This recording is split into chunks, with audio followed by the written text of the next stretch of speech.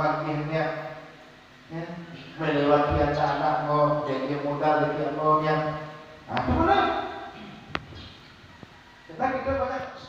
Untuk meramaikan jamaah subuh di Kemasjidan Air Sialang Kecamatan Samadua Kabupaten Aceh Selatan, dibuat sebuah program kegiatan subuh berjamaah. Dalam kegiatan tersebut diisi dengan ceramah agama dan kopi bersama. Kegiatan subuh berjamaah ini dilaksanakan setiap subuh hari Minggu.